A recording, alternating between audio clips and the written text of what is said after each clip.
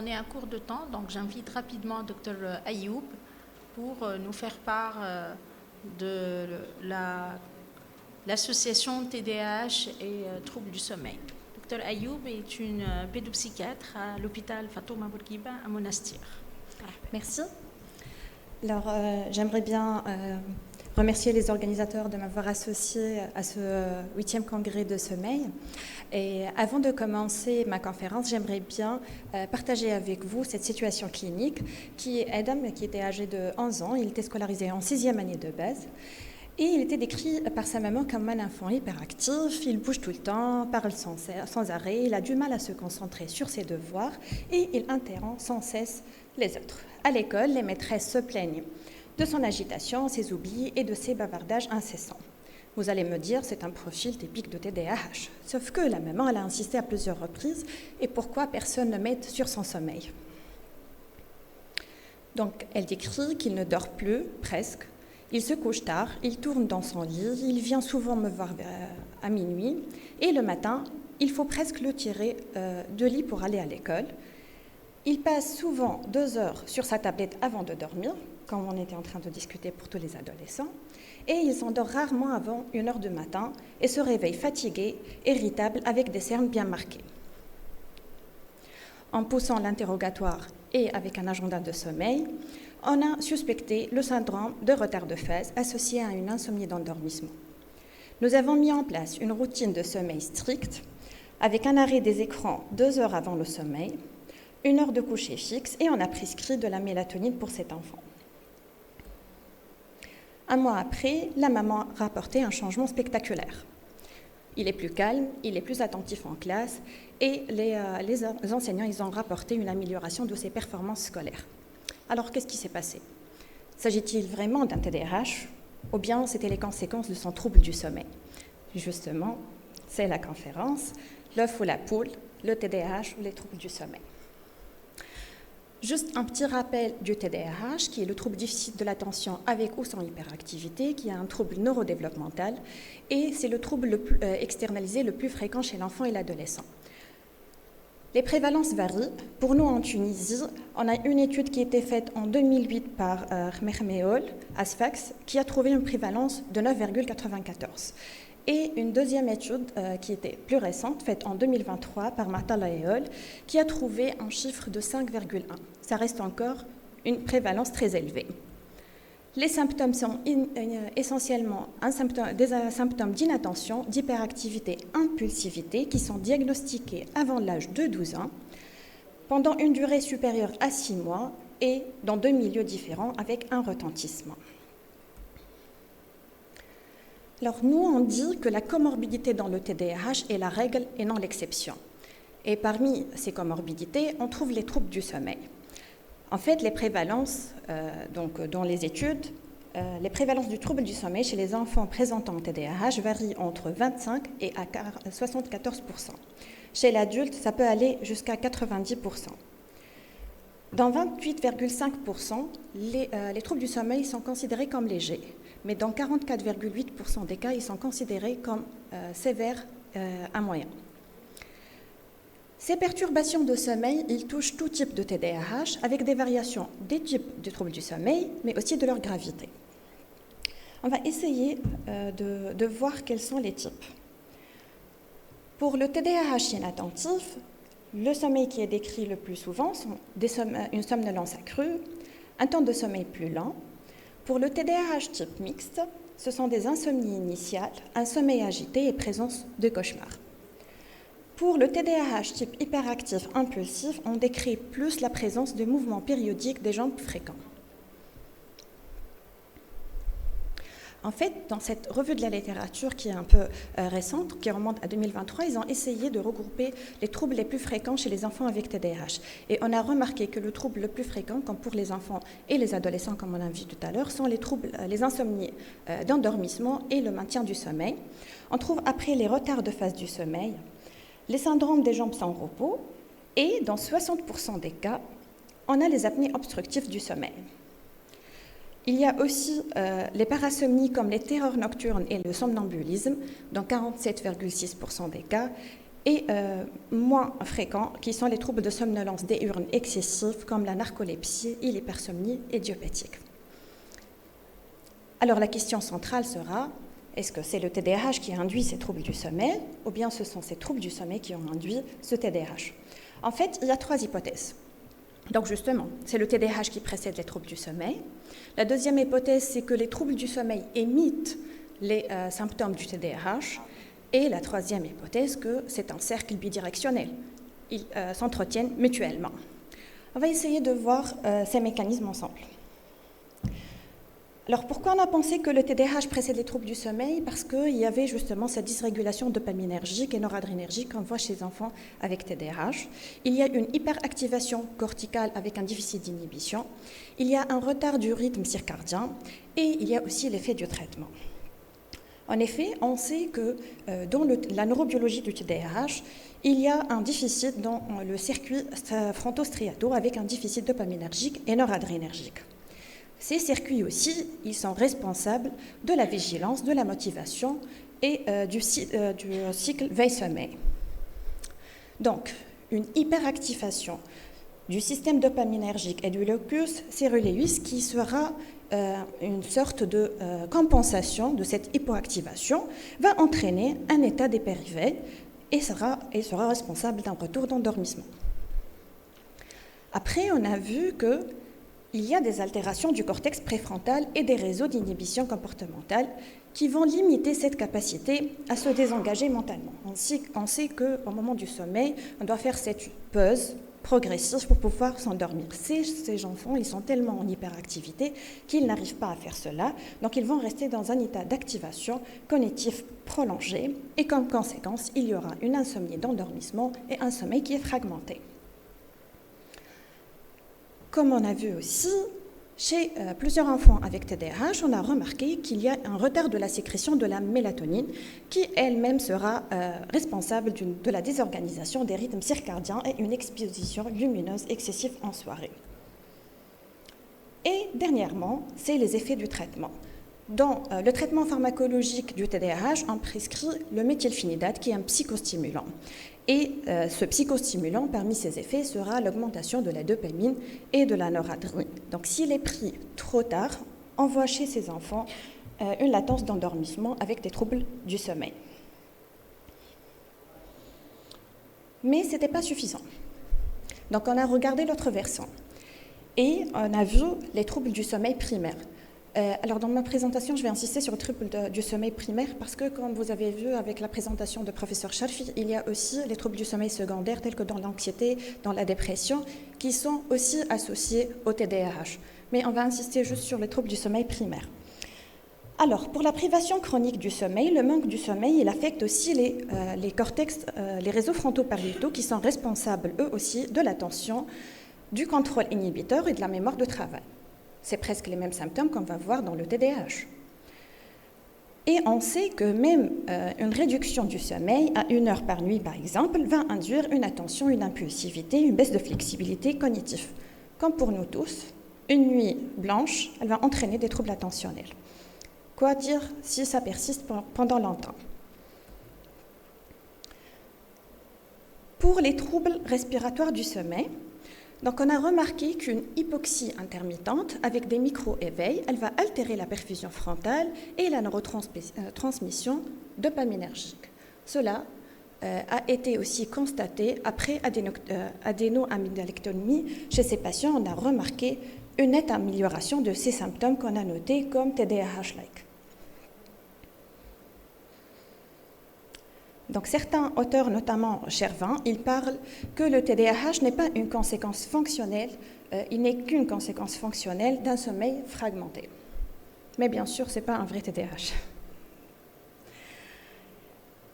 Pour le syndrome des jambes sans repos, alors on sait qu'il y a une carence en fer qui est décrite, et cette carence en fer, elle va être aussi responsable d'un déficit dopaminergique, ce qui va induire des micro-éveils répétés et une agitation nocturne.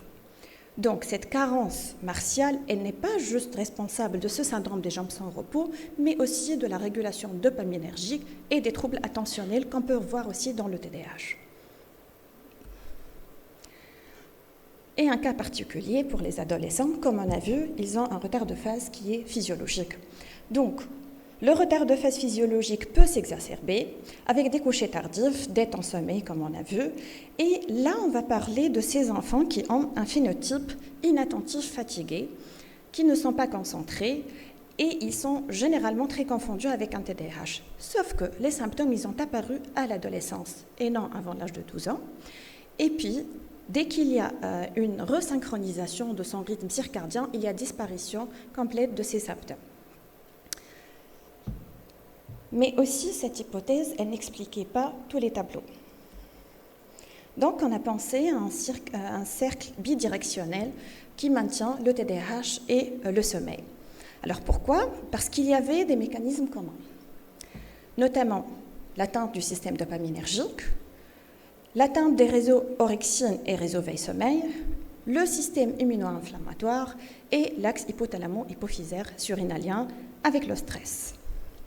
Donc, comme on a vu, le déficit dopaminergique dans le TDAH, il était prédisposant à l'hyperéveil. La privation de sommeil, elle réduit la sensibilité dopaminergique.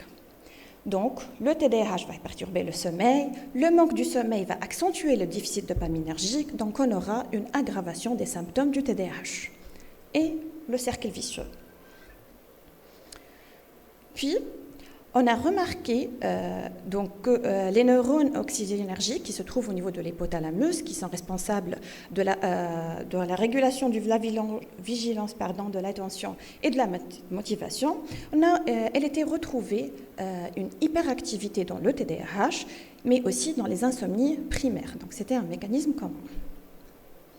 Aussi, des cytokines pro-inflammatoires élevées, telles que l'interleukine 6, le TNF-alpha, qui étaient présents aussi dans le TDAH et l'insomnie chronique, étaient responsables d'une perturbation de la signalisation dopaminergique et une altération de la structure du sommeil.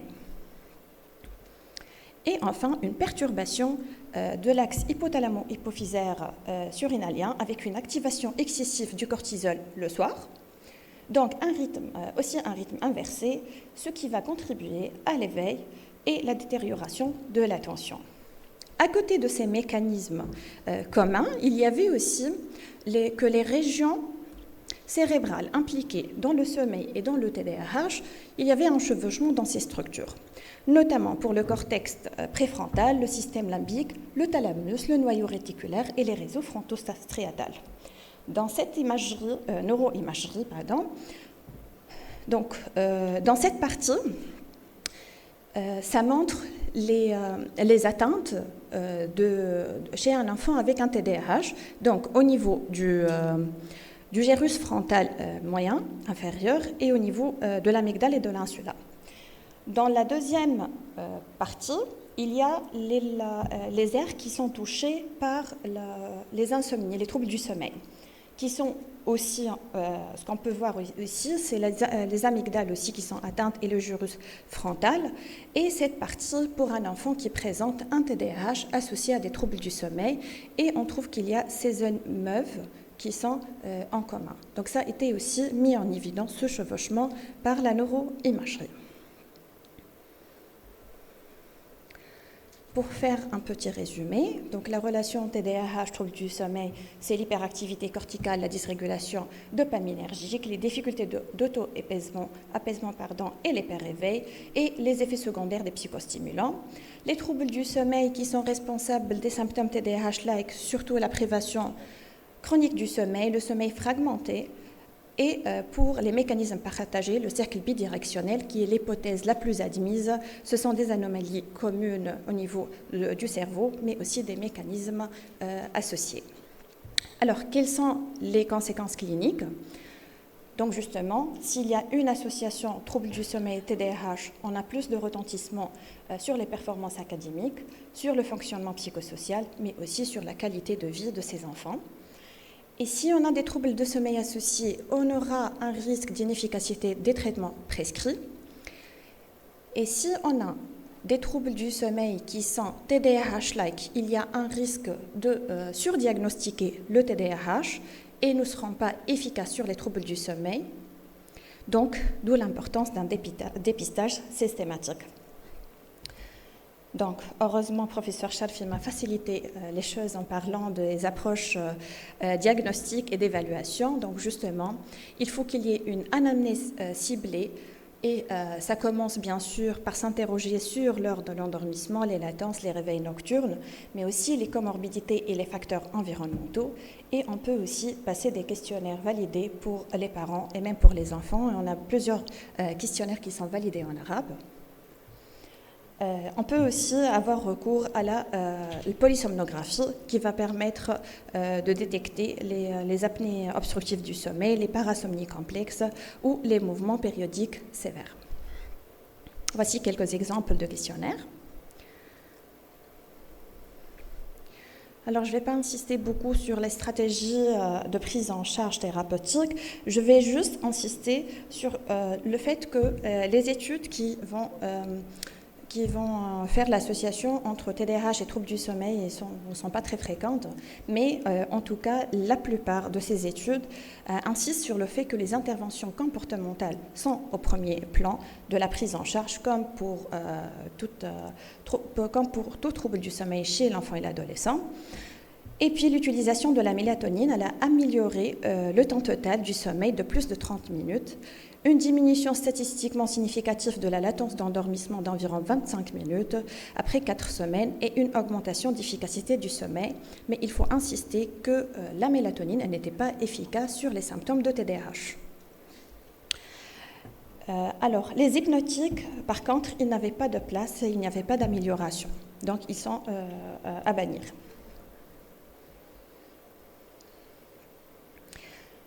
Alors, j'ai mis cet update de littérature pour insister sur, on va dire, les nouvelles mesures.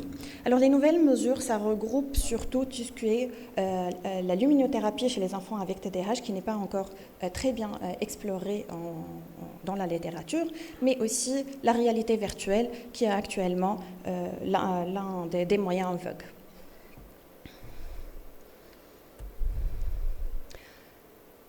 Donc, la CADRA, qui sont les guidelines canadiens de TDAH, insiste que le traitement de première intention, ça sera une bonne hygiène du sommeil, la chronothérapie, les thérapies cognitivo-comportementales, d'insister sur les traitements des troubles respiratoires, s'il existe, un ajustement médicamenteux.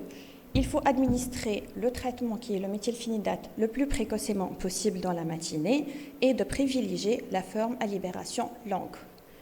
Et si tout cela n'est pas efficace, on va prescrire de la mélatonine entre 3 à 6 mg à administrer 30 minutes avant l'heure désirée du sommeil.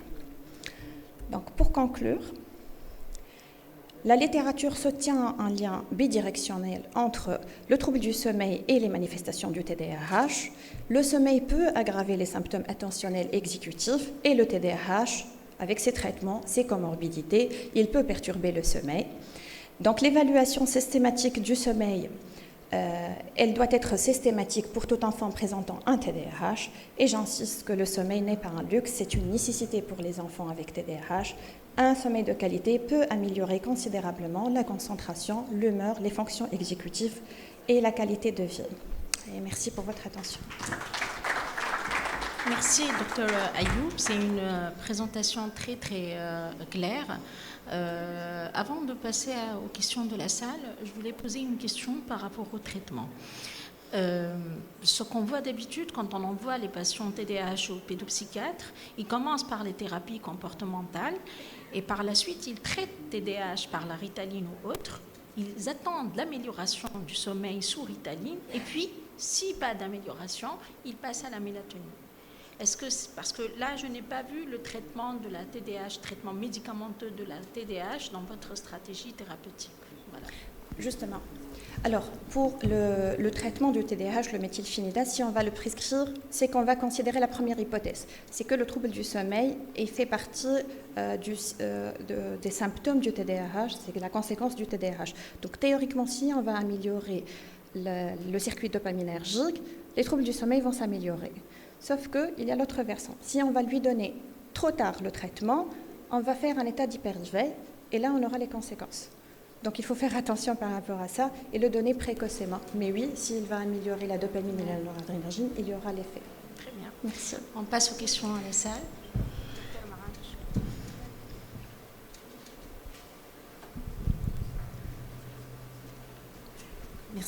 Merci beaucoup pour cette belle présentation. Alors ma réflexion, c'est par rapport à l'association TDAH et syndrome d'apnée obstructive du sommeil, une association, comme tu as dit, très fréquente. Et également, il y a un problème de diagnostic différentiel entre ces deux pathologies, parce qu'un enfant apnéique, c'est un enfant, à la place de la somnolence, on trouve souvent une hyperagitation de ces enfants-là comme signe, alors qu'on ne trouve pas la somnolence chez des vrais enfants apnéiques. Et donc, ça pose un diagnostic différentiel avec effectivement les TDAH. Donc, ma question, c'est que vous, en tant que psychiatre, est-ce que vous, lorsque vous avez un enfant qui consulte pour suspicion de TDAH, est-ce que vous cherchez systématiquement un SOS par une polygraphie ou uniquement s'il y a des signes en faveur? Parce que nous, par exemple, en tant que pneumologue, somnologue, moi, je cherche systématiquement, j'ai beaucoup d'enfants dans ma pratique, et je cherche systématiquement des symptômes en faveur. Je ne suis pas psychiatre. Au moindre doute, j'adresse ces enfants-là à des collègues pédopsychiatres pour vérifier le diagnostic lorsque je trouve une agitation exagérée, non expliquée par la sévérité du SAS existant. Voilà. Merci, c'est une question très pertinente. Alors, généralement, nous, on cherche s'il y a un trouble associé parce que le TDAH, c'est un trouble qui est primaire. Donc, s'il y a une cause secondaire qui va expliquer et qui sera traitée, il y aura une disparition des symptômes, on va considérer que ce n'est pas vraiment un TDAH. Mais le problème avec les troubles du sommeil, moi en tout cas dans ma pratique, je vais être très sincère, on cherche quelques symptômes pour faire, c'était pas un dépistage systématique, mais après cette conférence, je vais le faire systématiquement. Donc oui, il faut le faire. Merci.